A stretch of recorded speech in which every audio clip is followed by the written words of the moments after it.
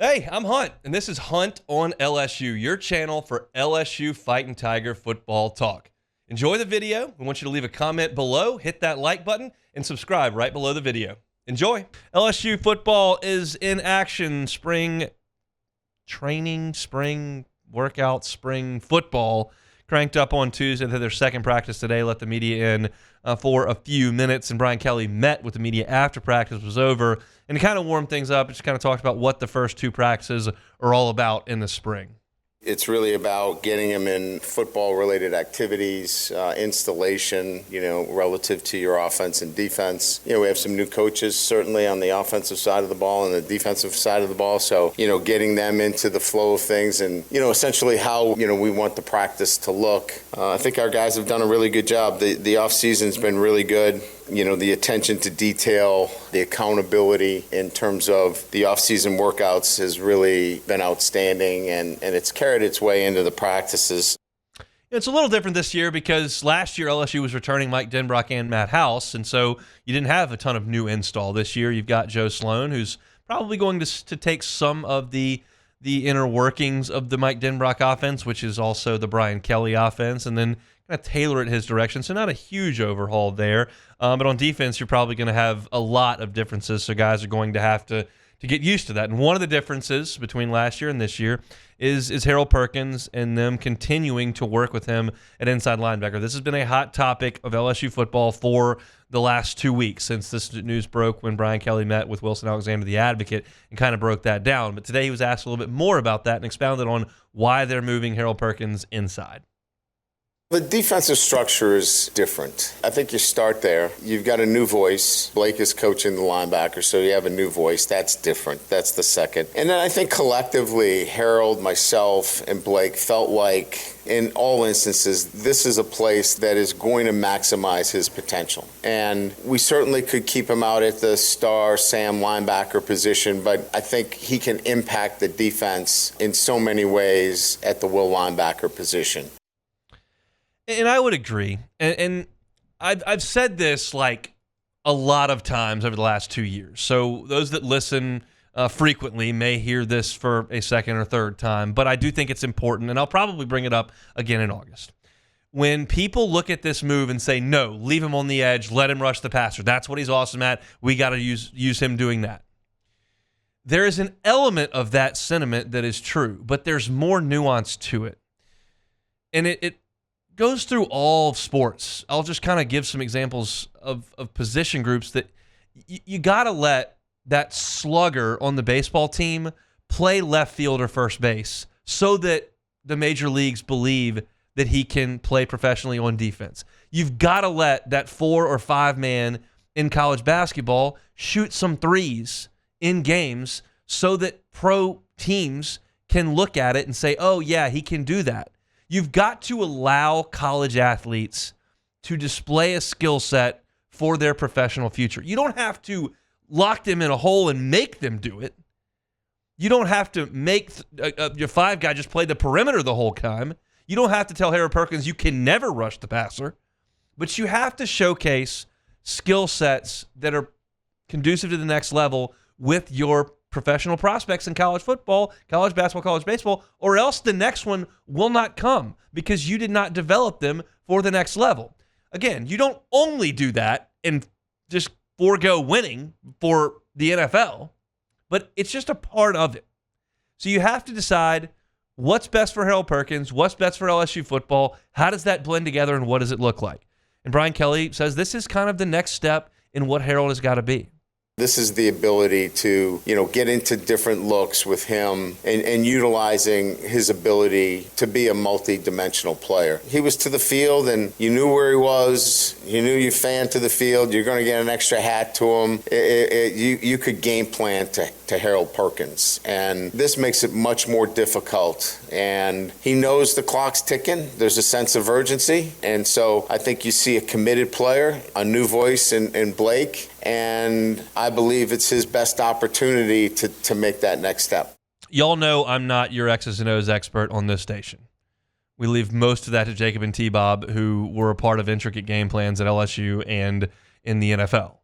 That's their job. So I can't tell you, and I am fully self-aware of this, what alignment is best for Harold Perkins. But it does bum me out to hear that soundbite from Brian Kelly and hear him saying you knew where he was going to be, you knew what you could do to neutralize him. Like, that should never be the case. When you've got a dynamic playmaker that good, I don't want to hear that the other team knows how they can neutralize him. Move him around and make it so they've got to change what they're doing because Harold Perkins is changing what he's doing. Again, I'm not wise enough or football savvy enough on X's and O's to give you that exactly. When he's got to be to the field, when he's got to be to the boundary, when he's got to be on the line of scrimmage, when he's got to be inside, what he's got to show pre-snap. That's all for the coaches to figure out. I don't want to know that other teams know exactly where Harold Perkins is going to be. Don't want to know that at all. Another piece to Brian Kelly's press conference today was the discussion around the new defensive staff and kind of what that looks like. We know Corey Raymond is back and Blake Baker has moved into the defensive coordinator role. You've got Bo Davis on the defensive line. Like, you've got a lot of different looks with this LSU defensive coaching staff. And what does that look like through a week? Yeah, I've really enjoyed the past 6 weeks, being in constant contact with the defensive staff that we've assembled. It's been, for me, very comfortable, great communicators. We're all on the same page relative to what we're teaching and how we want to teach it, evaluations and recruiting. It's been a really smooth transition. I like the way we're coaching, what we're demanding, the attention to, the real details of playing defense. And we're not getting ahead of ourselves in a sense of, understanding the basic tenets of playing really good defense. And you can see that early on. So it's been enjoyable. I think that we're going to see a defense that's going to play with a lot of energy, a lot of excitement. I know that our guys are excited. You can see just by the way they're practicing over the last couple of days. I think on the offensive side, Joe Sloan and Cortez Hankton are getting an opportunity they have not had. They're fairly unproven in this role. Joe Sloan's done it to a degree at Louisiana Tech, but they're fairly unproven here. The guys you've hired on defense are not unproven. This is a proven staff that has got a lot of skins on the wall, a lot of recruiting wins, a lot of high draft picks, a lot of talent development and wins for those guys. And so there's very little reason not to be excited about the defensive staff. Question is, this offensive staff, like, how much is changing here? Mike Denbrock moves out. Brian Kelly has a lot of hand in this offense and is in those offensive meetings, but Brian Kelly was asked, like, how much does the style of play for your offense change with your new coaches and a lot of new personnel?